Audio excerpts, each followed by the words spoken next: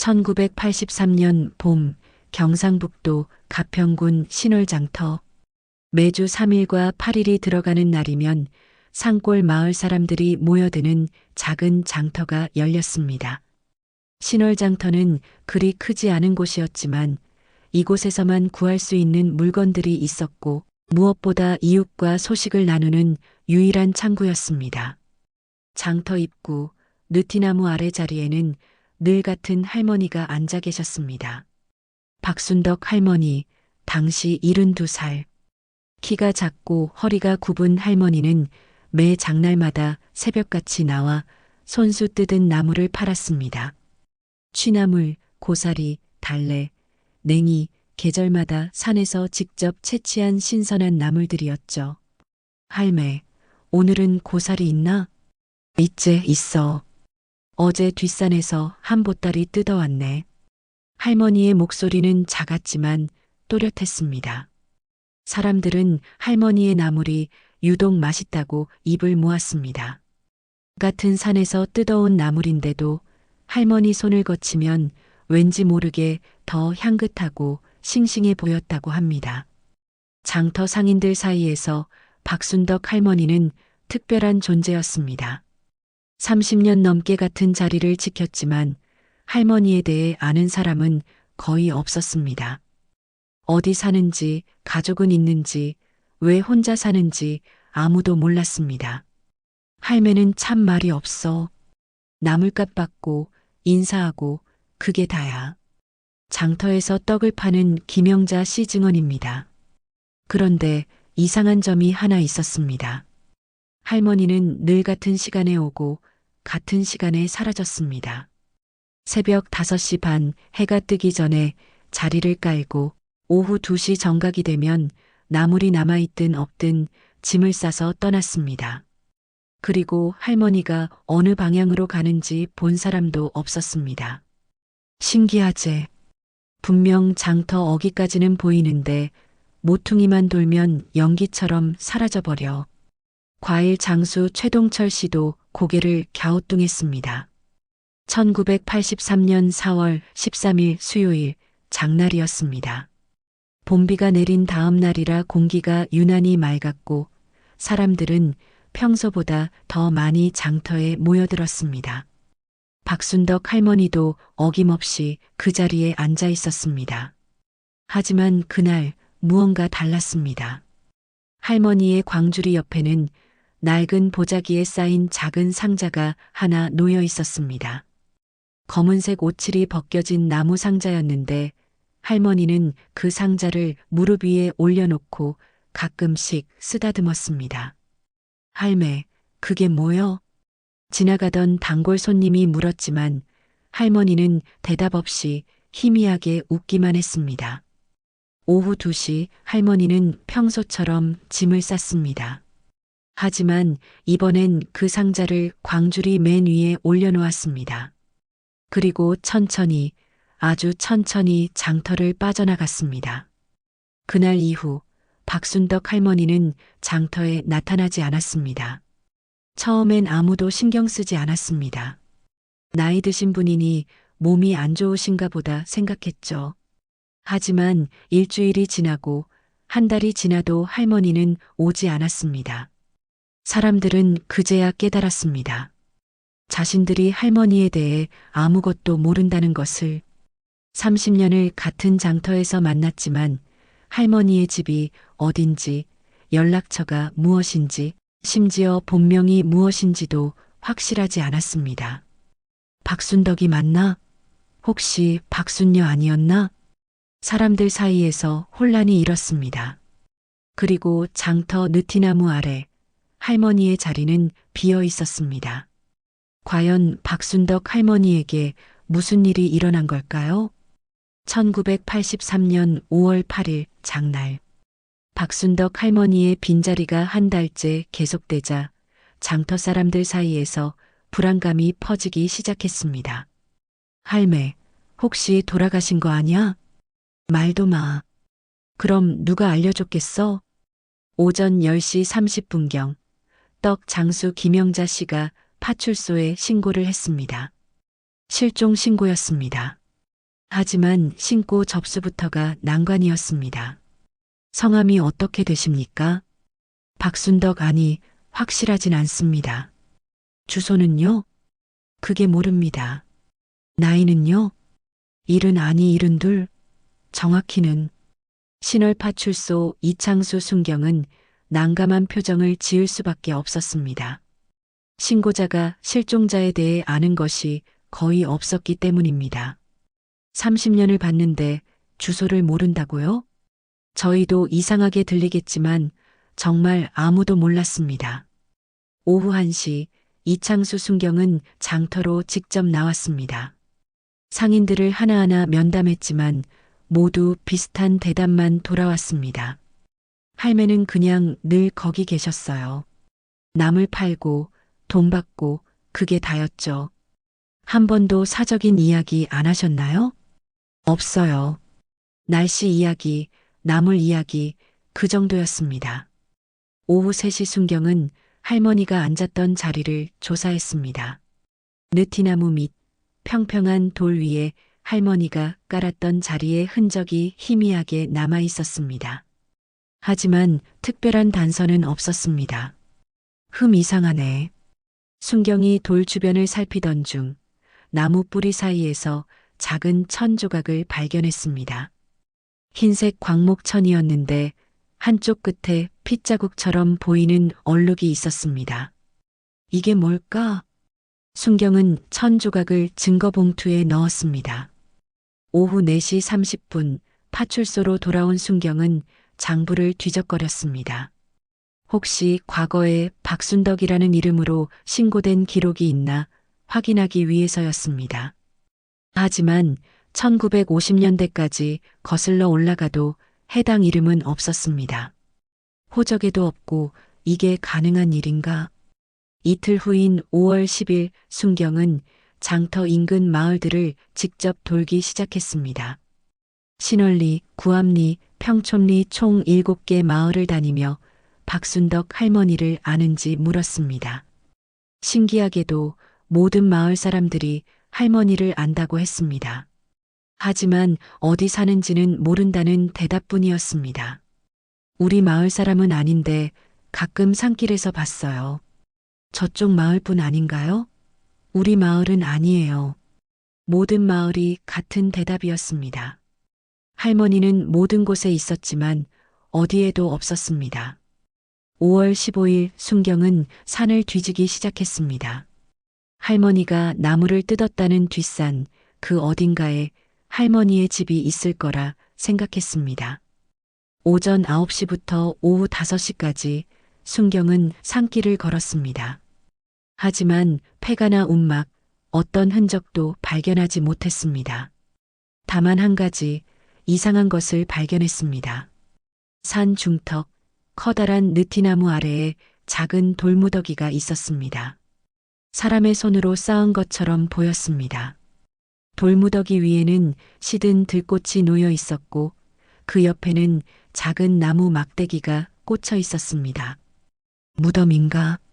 순경은 조심스럽게 돌을 치웠습니다. 하지만 그 아래에는 아무것도 없었습니다.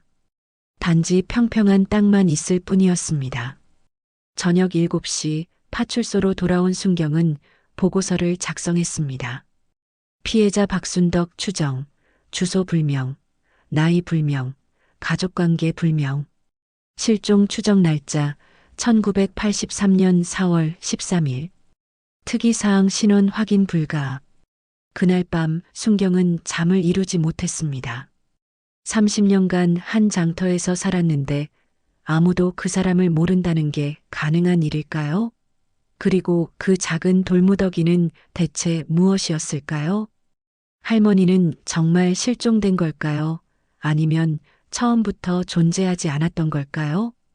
1983년 5월 22일 이창수 순경은 포기하지 않았습니다.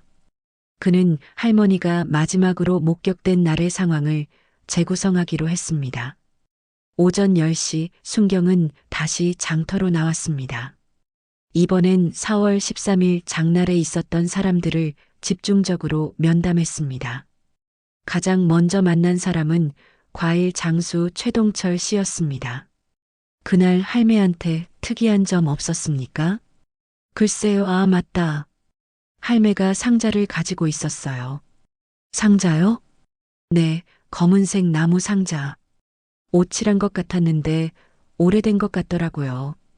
할매가 그걸 무릎에 올려놓고 계속 쓰다듬고 계셨어요. 순경은 재빨리 수첩에 기록했습니다. 상자 크기는 어느 정도였습니까? 이만큼요. 최동철 씨가 손으로 가로세로 30cm 정도의 크기를 표시했습니다. 다음은 약초 장수 박철민 씨를 만났습니다. 저는 그날 할매랑 대화를 좀 했습니다. 무슨 대화였습니까? 제가 할매, 오늘 장 끝나면 어디 가시냐고 물었거든요. 그랬더니 할매가 이제 집에 가야지 하시더라고요. 집이요? 네. 그래서 제가 집이 어디신데요? 하고 물었는데 할매가 이상한 말을 하셨어요. 어떤 말입니까? 아주 오래전부터 있던 곳이라고 하시더라고요. 무슨 뜻인지 모르겠지만 순경은 다시 수첩에 기록했습니다. 아주 오래전부터 있던 곳. 오후 2시 순경은 떡 장수 김영자 씨를 다시 찾았습니다. 그날 할매 표정 어땠습니까? 평소랑 달랐어요. 뭐랄까 슬퍼 보였어요. 아니, 슬프다기보다는 안도하는 것 같기도 하고. 안도요? 네. 마치 긴 여행을 끝내고 집에 돌아가는 사람 같은 표정이었어요. 순경은 다시 생각에 잠겼습니다. 검은 상자, 집으로 간다는 말, 안도하는 표정 이것들이 무엇을 의미하는 걸까요? 오후 4시 순경은 군청 행정과를 찾아갔습니다. 혹시 오래된 호적 기록이 남아있지 않을까 하는 생각에서였습니다. 1950년대 이전 호적도 찾아볼 수 있습니까? 가능은 한데 시간이 좀 걸립니다. 일제강점기 때 기록은 대부분 소실됐고요. 그래도 찾아주십시오. 박순덕이라는 이름으로요. 일주일 후인 5월 29일 군청에서 연락이 왔습니다. 박순덕이라는 이름 하나 찾았습니다. 순경은 황급히 군청으로 달려갔습니다. 담당자가 누런 서류처를 펼쳐 보였습니다. 1947년 호적 기록입니다. 박순덕, 당시 나이 36세, 신올리 거주. 36세요? 그럼 1911년생이라는 말씀입니까? 그렇습니다. 그런데 이상한 점이 있습니다. 담당자가 서류를 가리켰습니다. 이 호적 1952년에 말소됐습니다. 말소요? 사망했다는 겁니까? 기록상으로는 그렇습니다. 1952년 6월 15일 사망 처리됐습니다. 순경은 등골이 서늘해지는 느낌을 받았습니다. 1952년에 죽은 사람이 1983년까지 장터에서 나무를 팔고 있었다는 말입니까? 가족관계는 어떻게 됩니까? 배우자 사망, 자녀 1명 아들 박민수, 1945년생. 그런데 이 아들도 1950년에 사망 처리됐네요. 전쟁 때 돌아가신 건가요? 그런 것 같습니다. 그 시기엔 기록이 제대로 안 남았거든요. 순경은 서류를 복사해 파출소로 돌아왔습니다. 사무실 책상에 앉아 서류를 펼쳐놓고 한참을 들여다봤습니다. 1952년에 사망한 사람이 30년 동안 장터에 나타났다? 말이 안 됩니다. 그렇다면 그 할머니는 누구였을까요? 순경은 다시 산으로 향했습니다. 그 돌무더기를 다시 확인해야 했습니다. 저녁 6시 산 중턱 느티나무 아래 돌무더기는 여전히 그 자리에 있었습니다. 순경은 조심스럽게 주변을 살폈습니다. 그때 나무 뿌리 사이에서 무언가 반짝이는 것을 발견했습니다. 작은 은비녀였습니다. 오래되어 검게 변색되었지만 분명 여성용 비녀였습니다. 순경은 비녀를 집어들었습니다. 비녀 끝부분에 작은 글씨가 새겨져 있었습니다. 순덕? 순경의 손이 떨렸습니다. 이 돌무더기와 박순덕 할머니 사이에 어떤 연관이 있는 걸까요? 그리고 그 검은 상자 속에는 무엇이 들어 있었던 걸까요? 1983년 6월 초 이창수 순경은 상부에 보고서를 제출했습니다. 하지만 반응은 냉담했습니다. 순경, 이게 무슨 보고서입니까? 1952년에 죽은 사람이 1983년까지 살아 있었다. 가평서 형사계 박종현 경위 당시 43세는 보고서를 책상에 내던졌습니다. 하지만 증언이 확실합니다. 장터 상인 20명 이상이 할머니를 봤다고. 동명이인이겠지. 흔한 이름 아닙니까? 그런데 비녀에도 순덕이라고 새겨져 있었습니다. 그것도 우연일 수 있어요.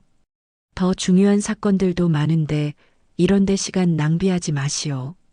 결국 수사는 중단되었습니다. 공식적으로 박순덕 할머니는 신원미상 실종자로 분류됐습니다. 하지만 순경은 포기할 수 없었습니다. 퇴근 후 개인 시간을 이용해 계속 조사했습니다. 6월 10일 순경은 신월리 이장 김두한 씨를 찾아갔습니다. 이장님, 혹시 1950년대에 이 마을에 살았던 박순덕이라는 분 아십니까? 김두한 이장은 한참을 생각하더니 고개를 끄덕였습니다. 박순덕, 그 여자. 아십니까? 알지. 우리 마을 사람이었어. 그런데 왜? 순경은 가슴이 뛰기 시작했습니다.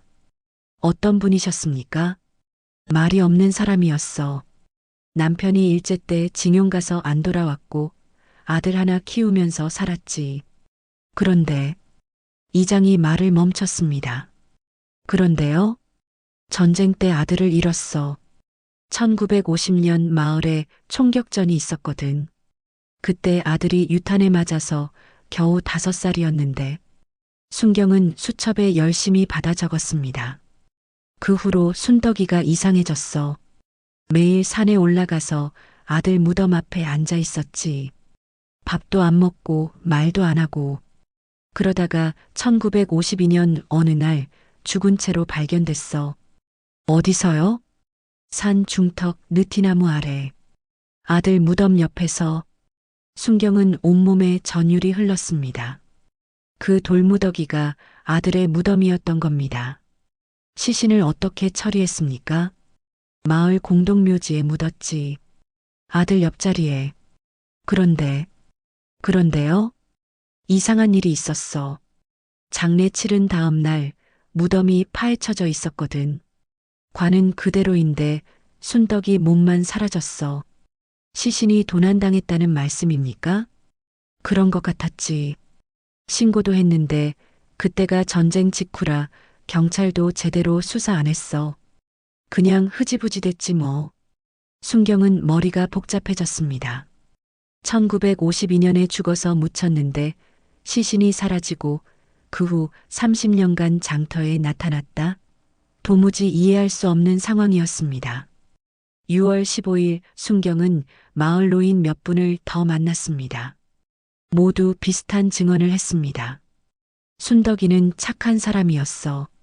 불쌍한 사람이지. 아들 잃고 나서 완전히 넋이 나갔어. 귀신처럼 산만 오르내렸지. 죽을 때도 아들 이름 부르면서 죽었다던데. 한 가지 흥미로운 증언도 있었습니다. 마을 할머니 한 분이 이런 말을 했습니다. 순덕이가 죽기 전에 나한테 그랬어. 아들한테 꼭 전해줄 게 있다고. 작은 상자를 보여주더라고. 그 안에 뭐가 들었는지는 모르겠는데 소중하게 간직하고 있었어. 검은 상자. 순경은 다시 그 상자를 떠올렸습니다. 할머니가 마지막 날 가지고 있었던 바로 그 상자. 6월 20일 순경은 다시 산으로 올라갔습니다. 공동묘지를 찾아 박순덕의 무덤을 찾았습니다. 작은 봉분 2개가 나란히 있었습니다. 하나는 박민수라고 쓰인 아들의 무덤, 다른 하나는 박순덕이라고 쓰인 어머니의 무덤. 순경은 무덤 앞에 앉았습니다. 왜 시신이 사라졌을까? 누가 가져갔을까? 그리고 그 할머니는 정말 귀신이었을까? 1983년 당시 과학수사는 발달하지 않았습니다. DNA 검사도 없었고 CCTV도 없었습니다. 지문 감식조차 제대로 이루어지지 않던 시절이었습니다. 순경이 할 수 있는 건 증언을 모으고 추론하는 것뿐이었습니다. 그날 저녁 순경은 파출소 책상에 앉아 모든 증거를 펼쳐놓았습니다. 흰 천조각 핏자국, 은비녀 순덕이라는 각인, 호적 기록 1952년 사망, 목격자 증언 1983년까지 생존, 사라진 시신, 검은 상자. 이 모든 것이 무엇을 의미하는 걸까요? 순경은 밤새 잠을 이루지 못했습니다. 아침이 밝아올 무렵 창밖으로 새벽 안개가 피어오르는 것이 보였습니다. 그 안개 속에서 누군가 걸어오는 것 같은 착각이 들었습니다. 작고 굽은 할머니의 모습이, 과연 박순덕 할머니는 정말 30년 동안 살아있었던 걸까요? 아니면 사람들의 집단적 환상이었을까요? 1983년 7월, 이창수 순경은 더 많은 증언을 모으기로 했습니다. 지난 30년간 할머니를 봤다는 사람들을 찾아다니며 하나하나 기록했습니다. 증언 1장터 쌀집 주인 정만수 당시 61세, 1955년부터 봤습니다. 처음 장사 시작했을 때부터 할매가 그 자리에 계셨어요. 그때도 나이가 많아 보였는데 이상한 건 30년이 지나도 할매 모습이 똑같았어요. 더 늙은 것 같지도 않고 같은 모습이었다고요? 네. 얼굴 주름도 목소리도 허리 굽은 것도 똑같았어요. 사람은 세월 지나면 변하잖아요. 그런데 할매는 안 변했어요. 증언 이 약국 주인 이영이 당시 54세, 1962년에 처음 봤어요. 제가 시집 오던 해였거든요. 시어머니가 할매한테 나물 사오라고 심부름 보냈는데 할매가 저한테 이상한 말을 했어요. 무슨 말입니까? 딸아, 아프면 산에 가서 약초를 뜯어라. 병원약보다 낫다고 하시더라고요. 그때는 무슨 말인지 몰랐는데 10년 후에 제가 큰 병에 걸렸어요. 그때 할매 말이 생각나서 산에 올라갔죠. 거기서 할매를 봤어요. 장날이 아닌데도요? 네. 산 중턱에서 혼자 나무를 뜯고 계셨어요. 저를 보더니 웃으시면서 기다리고 있었다고 하시더라고요. 그리고 특정 약초를 가르쳐 주셨어요. 그걸 먹고 병이 나았습니다. 증언 3초등학교 교사 한승호 당시 38세, 1970년대 초반 제가 신월초등학교에 부임했을 때 일입니다. 학교 뒤편 산에서 할매를 만났어요. 아이들이 귀신 할매라고 부르더라고요. 귀신 할매요? 네. 아이들 말로는 할매가 밤에도 산에 있다는 거예요. 불빛도 없이 혼자 앉아 있다고.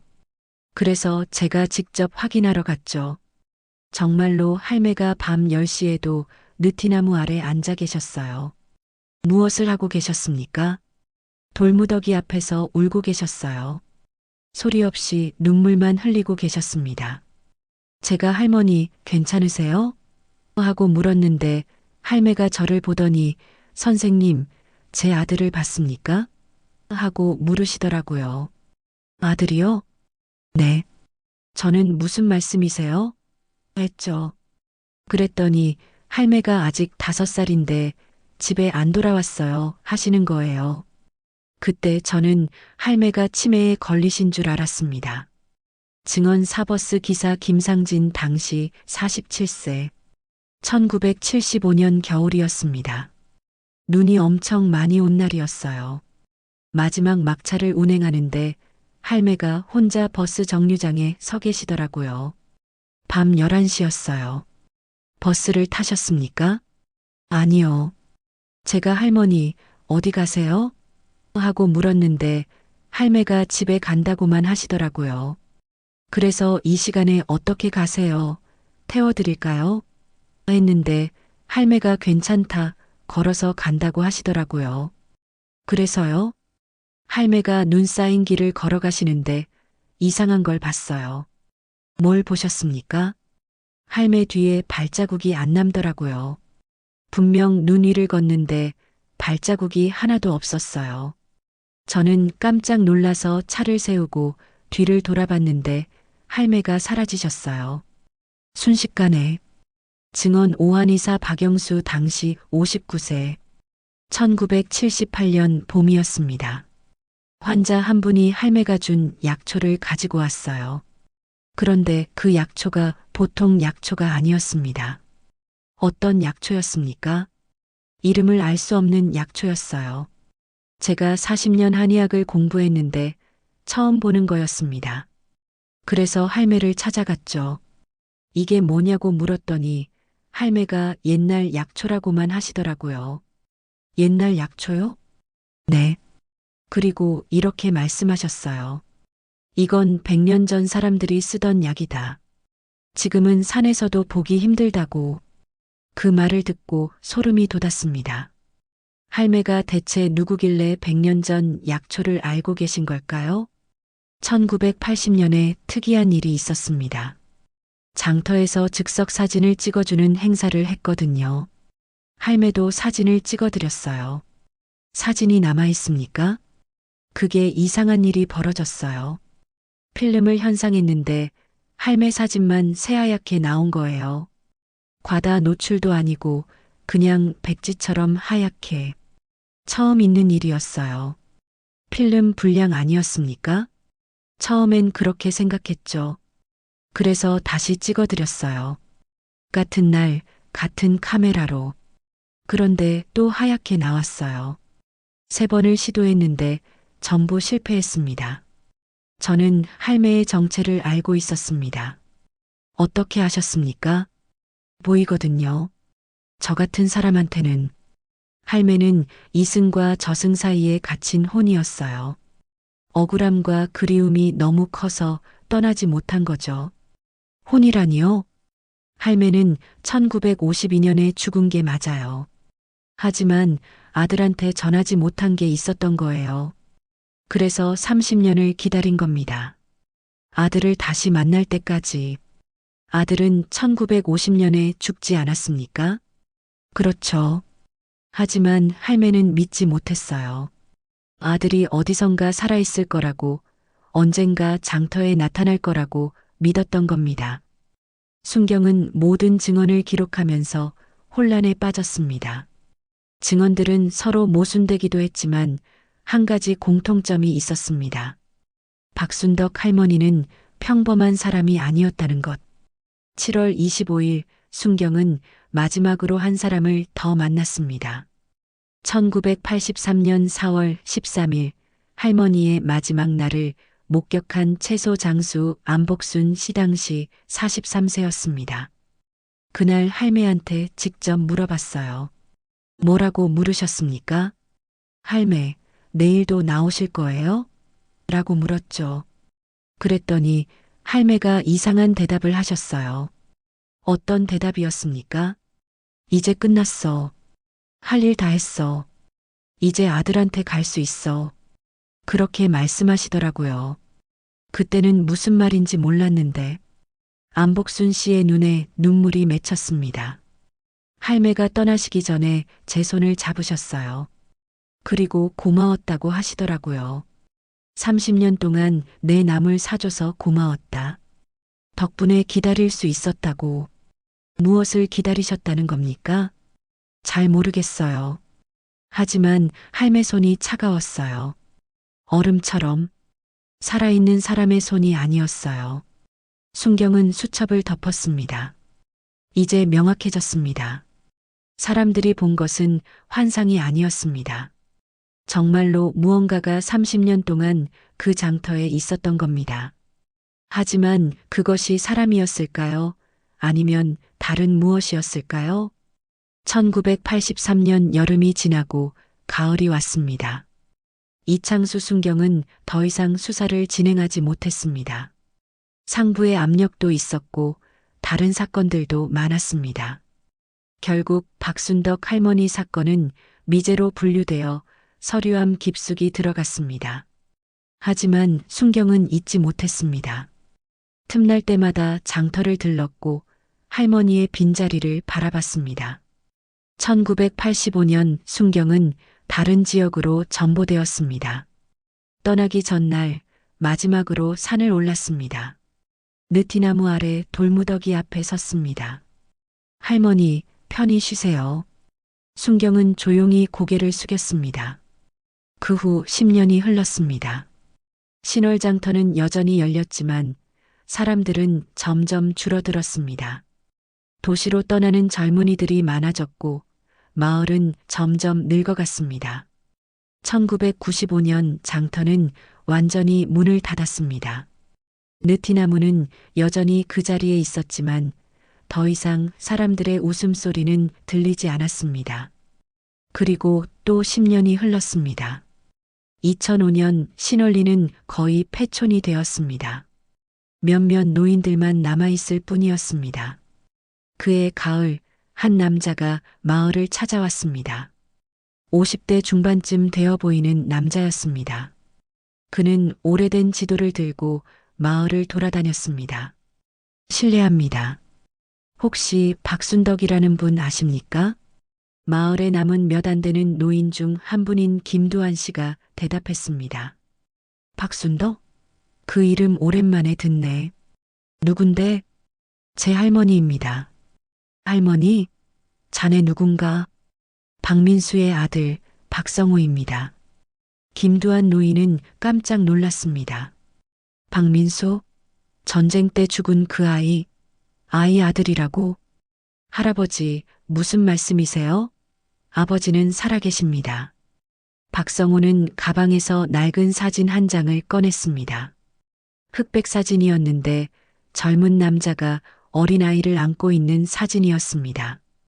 이게 우리 아버지입니다. 박민수, 1945년생. 김두한 노인은 사진을 뚫어지게 바라봤습니다.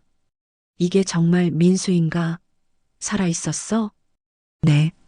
아버지는 지금 서울에 살고 계십니다. 올해 80이 되셨어요. 노인의 손이 떨렸습니다.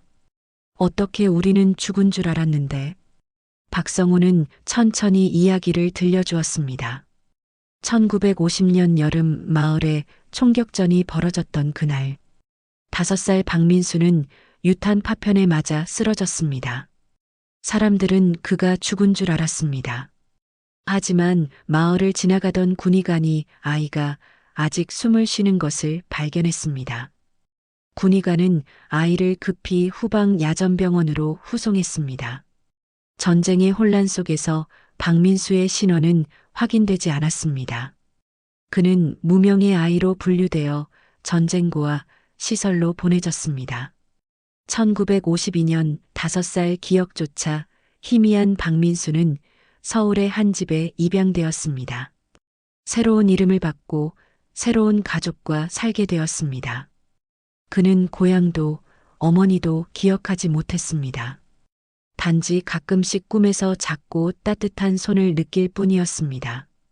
2003년 78살이 된 박민수는 우연히 전쟁 당시 기록을 보게 되었습니다. 전쟁고와 명단에서 자신의 원래 이름을 발견한 것입니다. 박민수, 1945년생, 경북 가평군 신월리. 그는 아들 박성우에게 부탁했습니다. 자신의 고향을 찾아달라고. 아버지는 지금 많이 아프십니다. 박성우가 조용히 말했습니다. 시한부 선고를 받으셨어요. 돌아가시기 전에 고향을 보고 싶어 하십니다. 그리고 어머니 무덤에 인사드리고 싶어 하세요. 김두한 노인은 눈물을 흘렸습니다. 그래, 순덕이가 기다리던 게 이거였구나. 네. 아무것도 아니네. 따라오게. 할머니 무덤으로 안내해주지. 두 사람은 산을 올랐습니다. 해가 지기 시작하는 저녁 무렵이었습니다. 공동묘지에 도착했습니다. 작은 봉분 2개가 나란히 있었습니다. 여기가 할머니 무덤입니다. 박성우는 무릎을 꿇고 절을 올렸습니다. 그리고 가방에서 무언가를 꺼냈습니다. 검은색 오칠 나무 상자였습니다. 이게 뭔가? 김두한 노인이 물었습니다. 모르겠습니다. 얼마 전에 우편으로 왔어요. 발신인도 없이 상자 안에 쪽지가 하나 있었는데 박성우는 쪽지를 보여주었습니다. 삐뚤삐뚤한 글씨로 이렇게 적혀 있었습니다. 민수야, 30년을 기다렸다. 이제 편히 쉬어라. 엄마가 상자를 열자 안에는 작은 물건들이 들어 있었습니다. 낡은 은비녀, 아이의 작은 신발 한 켤레, 색바랜 옷감, 그리고 접힌 종이 한 장. 박성우는 종이를 펼쳤습니다. 1950년 6월의 날짜가 적혀 있었습니다. 민수야, 엄마가 너를 지키지 못해서 미안하다. 내가 어디 있는지 모르겠다. 살아있기를 바랄 뿐이다. 언젠가 너를 다시 만날 수 있다면 이 상자를 주고 싶다. 내가 태어났을 때 아빠가 준 비녀, 내가 처음 신었던 신발, 내가 좋아하던 옷감. 이것들이 남았다는 건 엄마가 너를 잊지 않았다는 증거다. 기다리마. 언젠가 만나자. 엄마가. 박성호의 눈에서 눈물이 흘러내렸습니다. 할머니가 저희 아버지를 기다리신 거군요. 그래. 김두한 노인도 눈물을 닦았습니다. 30년을 기다리셨지. 돌아가신 후에도. 두 사람은 한참을 무덤 앞에 앉아 있었습니다. 해가 완전히 지고 달이 떠올랐습니다. 느티나무 그림자가 무덤을 덮었습니다. 그때 바람이 불었습니다. 부드럽고 따뜻한 바람이었습니다. 박성우는 그 바람 속에서 무언가를 느꼈습니다. 포근한 손길, 다정한 목소리. 할머니? 그가 중얼거렸습니다. 하지만 대답은 없었습니다. 단지 바람만이 나무 사이를 스쳐 지나갔습니다. 그날 밤 박성우는 마을에서 하룻밤을 보냈습니다. 꿈을 꾸었습니다. 작은 할머니가 장터에 앉아 나무를 팔고 있었습니다. 할머니는 그를 보고 웃었습니다. 고마워. 기다린 보람이 있었어. 할머니가 말했습니다. 이제 편히 쉴 수 있겠어. 민수가 살아있다는 걸 알았으니까. 박성우는 꿈에서 깨어났습니다. 창밖은 이미 밝았습니다. 서울로 돌아가기 전 그는 다시 무덤을 찾았습니다. 검은 상자를 무덤 앞에 놓았습니다. 할머니, 아버지가 살아계셔요. 할머니가 기다린 아들이 살아있어요. 그가 말했습니다. 이제 편히 쉬세요. 바람이 또 불었습니다. 이번에는 더 따뜻했습니다. 마치 대답하는 것처럼 30년을 기다린 어머니의 사랑은 죽음조차 넘어선 걸까요? 2008년 봄, KBS 다큐멘터리 팀이 신월리를 찾아왔습니다. 잊혀진 이야기 프로그램의 일환으로 전쟁 전후의 미담을 발굴하는 작업이었습니다. 제작팀은 박성우 씨의 이야기를 듣고 신월리를 취재하기로 했습니다. 증언을 해주실 수 있는 분이 계십니까? PD가 물었습니다. 마을 이장은 고개를 저었습니다. 다들 돌아가셨어요. 30년 전 일을 기억하는 사람은 한 분 계시긴 한데. 누구십니까? 이창수 씨. 당시 신월파출소 순경이었던 분입니다. 지금 가평 읍내에 사세요. 제작팀은 이창수 씨를 찾아갔습니다. 그는 퇴직 후 작은 편의점을 운영하고 있었습니다. 박순덕 할머니요? 그 사건은 제 평생 잊을 수 없습니다. 이창수 씨는 다락방에서 오래된 상자를 꺼내왔습니다. 상자 안에는 1983년 당시 작성했던 수첩, 증거 봉투, 사진들이 그대로 보관되어 있었습니다. 공식 기록에는 없어요. 상부에서 폐기하라고 해서. 하지만 저는 버릴 수 없었습니다. PD는 수첩을 넘겨봤습니다. 꼼꼼하게 기록된 증언들, 스케치, 추론들이 빼곡했습니다. 이창수 씨, 결론적으로 어떻게 생각하십니까? 할머니는 정말 유령이었을까요? 이창수 씨는 창밖을 바라보며 한참을 생각했습니다. 모르겠습니다. 하지만 한 가지는 확실합니다. 무엇입니까? 할머니는 실제했어요. 20명이 넘는 사람들이 증언했고 할머니가 판 나무를 먹었고 할머니와 대화를 나눴어요. 그게 환상일 수는 없습니다. 그렇다면요? 제 생각엔 할머니는 죽었지만 사라지지 못한 거예요. 아들을 기다리는 마음이 너무 커서 그 마음이 30년 동안 할머니를 이 세상에 붙잡아둔 거죠.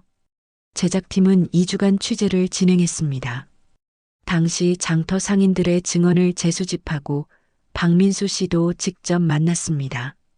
83살의 박민수 씨는 휠체어에 앉아 있었습니다. 그는 떨리는 손으로 검은 상자를 쓰다듬었습니다. 어머니를 기억 못합니다. 너무 어렸으니까요. 하지만 가끔 꿈에서 봅니다.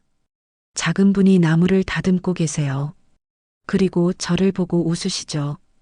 어머니를 용서하십니까? 용서요? 무엇을요? 지켜주지 못한 것을요. 박민수 씨는 고개를 저었습니다. 어머니는 최선을 다하셨어요. 전쟁이라는 비극 속에서 오히려 제가 죄송합니다.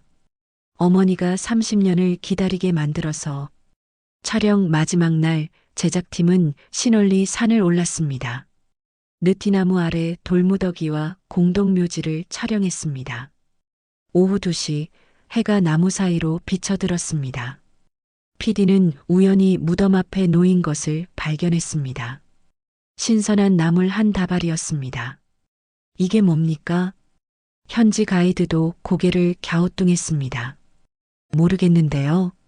오늘 아침만 해도 없었는데. PD는 나무를 집어들었습니다. 취나물이었습니다. 이슬이 맺혀 있고 방금 뜯은 것처럼 싱싱했습니다. 누가 놓고 간 걸까요? 아무도 대답하지 못했습니다. 그날 밤 카메라를 정리하던 스태프가 이상한 것을 발견했습니다. 낮에 찍은 무덤 영상을 확인하던 중이었습니다. 영상 4분 37초 지점, 나무 그늘 사이로 무언가가 지나가는 것이 보였습니다. 작고 굽은 형체, 광주리를 든 것 같은 모습. 스태프는 영상을 멈추고 PD를 불렀습니다. 이거 좀 보세요. PD는 영상을 반복해서 재생했습니다. 분명 무언가가 지나갔습니다. 하지만 촬영 당시에는 아무도 없었습니다. 카메라 오류겠죠. PD는 그렇게 결론 지었지만 마음 한구석이 불편했습니다. 다큐멘터리는 2008년 5월에 방영되었습니다. 30년을 기다린 어머니라는 제목으로 방송 후 시청자들의 반응은 뜨거웠습니다. 감동했다는 댓글, 눈물을 흘렸다는 전화가 쏟아졌습니다. 하지만 일부 시청자들은 다른 것을 지적했습니다. 4분 37초에 뭔가 보이는데요? 저도 봤어요. 사람 같은데. 방송국에는 문의 전화가 빗발쳤습니다.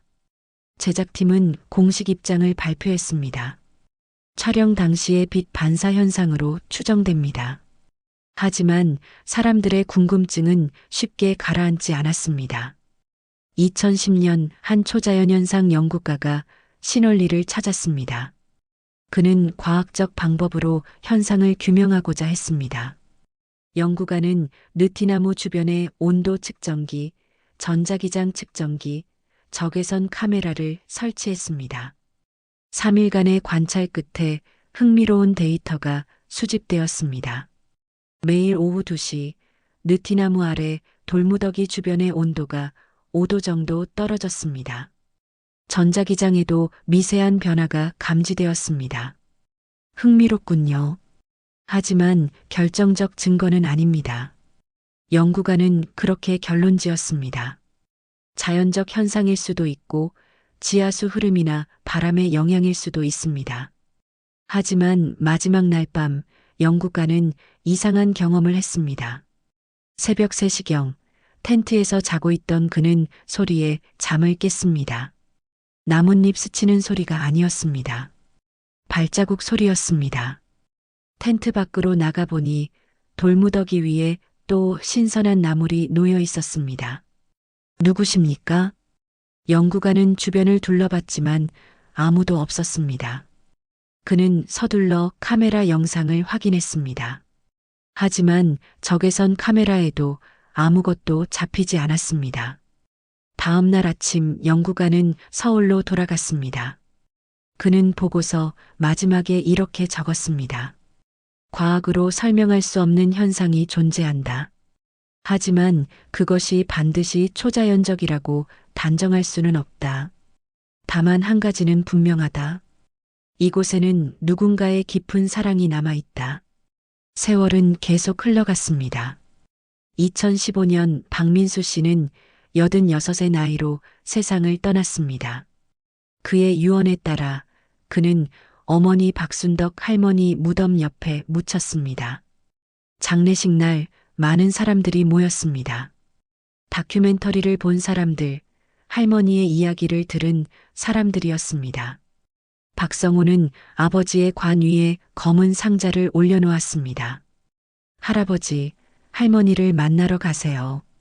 이제 함께 계실 수 있어요. 관이 땅속으로 내려갔습니다.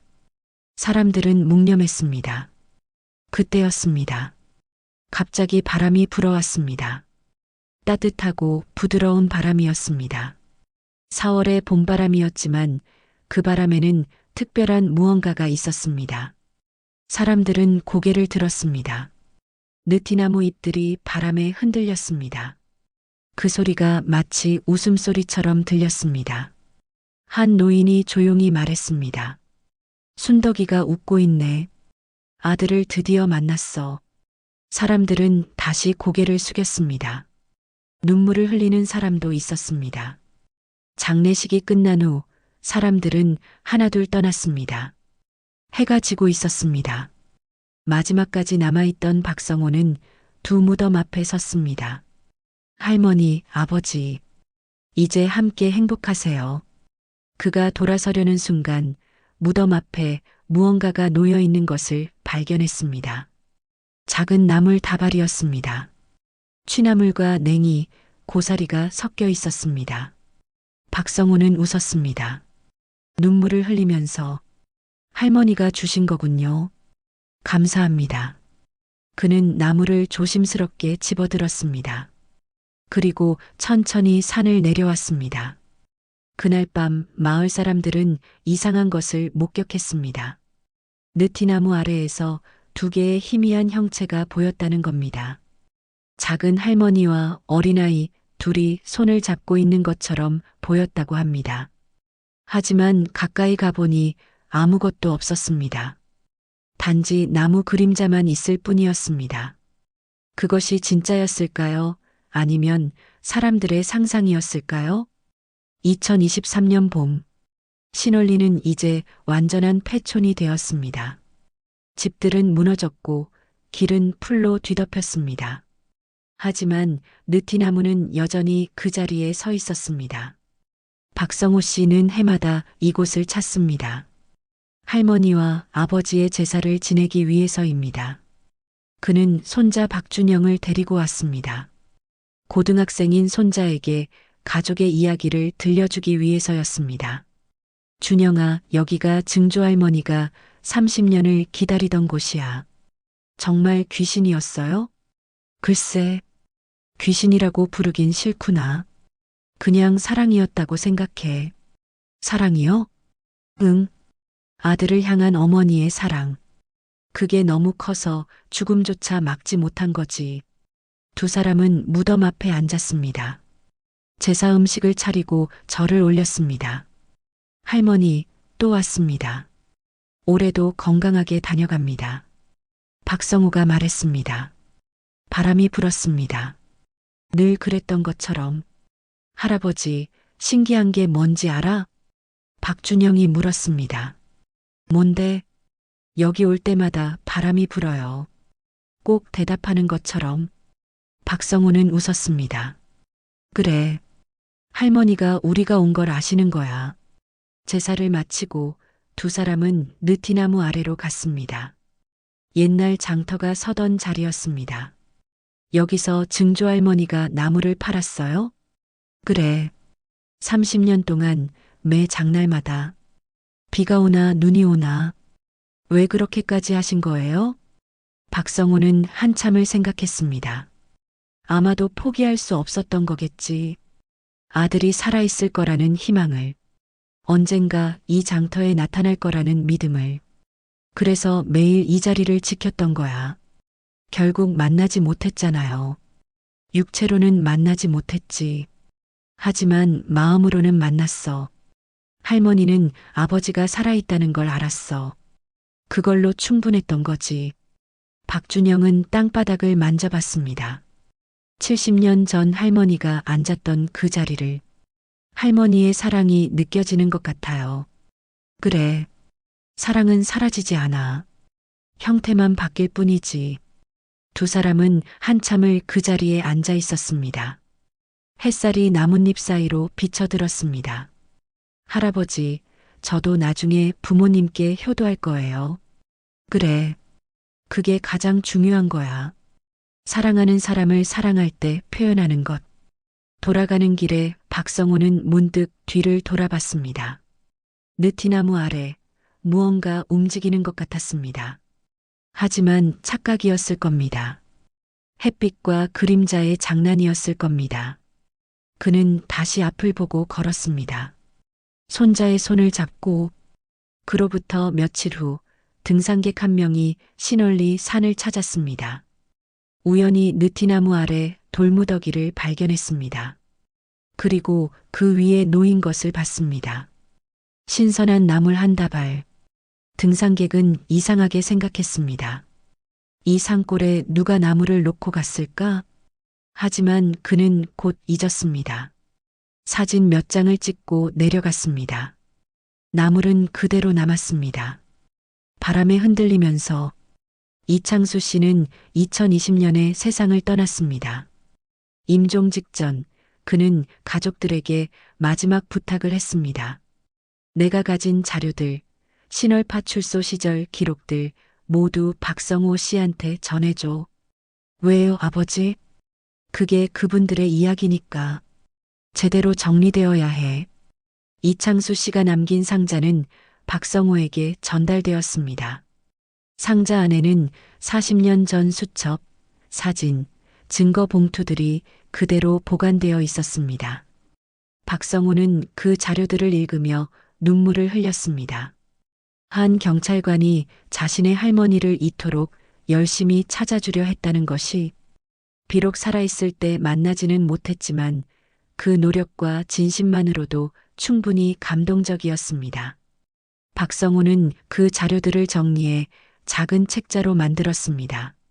제목은 장터의 나물 할머니 30년을 기다린 사랑이었습니다. 책자는 인터넷에 공개되었고 많은 사람들이 읽었습니다. 댓글들이 달렸습니다. 눈물이 납니다. 어머니의 사랑은 정말 위대하네요.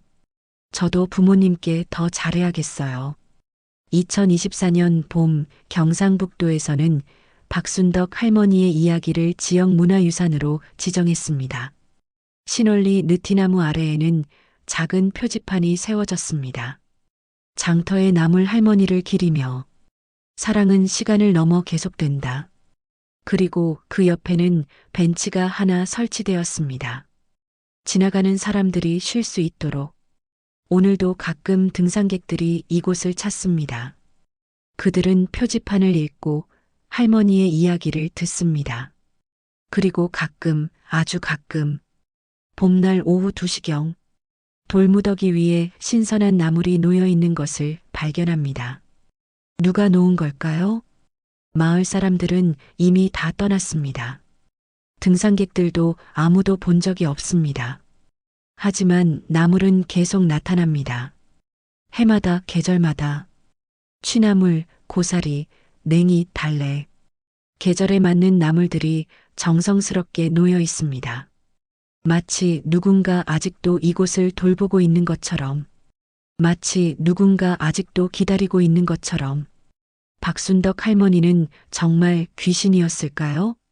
아니면 사람들의 집단적 기억이었을까요? 혹은 그 무엇도 아닌 설명할 수 없는 현상이었을까요? 진실은 아무도 모릅니다. 하지만 한 가지는 분명합니다. 한 어머니가 아들을 향한 사랑은 죽음도, 시간도, 공간도 넘어섰습니다. 그 사랑은 30년을 기다렸고 결국 전해졌습니다.